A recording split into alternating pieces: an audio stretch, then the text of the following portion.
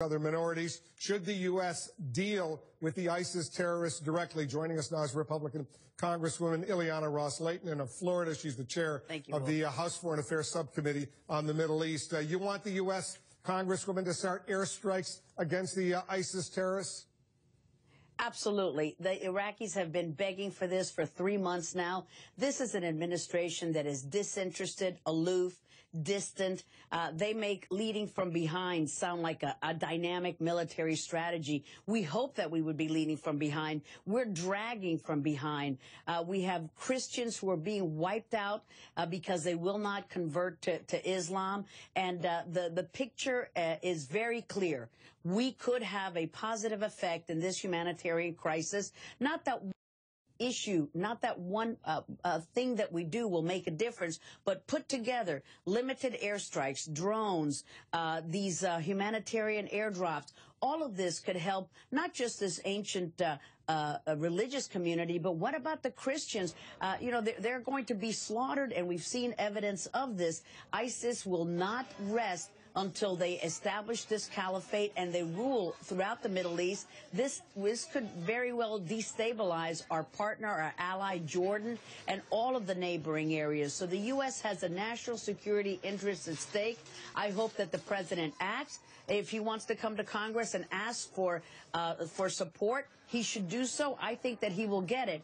But if he pictures this as a humanitarian crisis, then I say, where was he in Syria? Many of us were supporting the president when he said we were going to do limited airstrikes in Syria, and then he pulled the rug from under us and said, nope, we're not going to do anything. Well, now we've got ISIL taken over in Iraq. It's time for the U.S. to stand up and use our military might in its limited way to help this humanitarian crisis. Are you with the president when he says no boots, U.S. boots on the ground?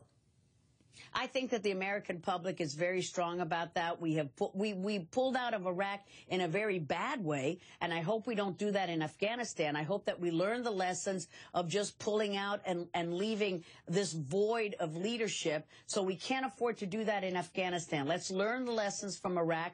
No boots on the ground, but there is so much more that we can do, Wolf. We're seeing this crisis unfold.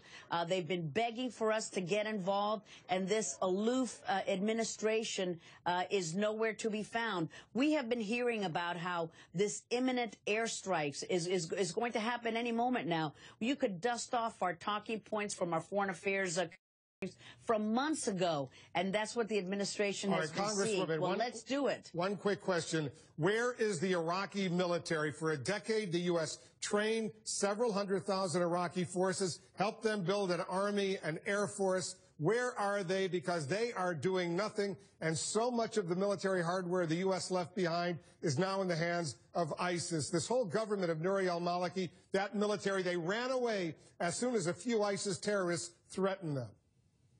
Well, there's no doubt about it. We left a lot of military hardware there, and not to mention millions of dollars that is also there now to be used by ISIL.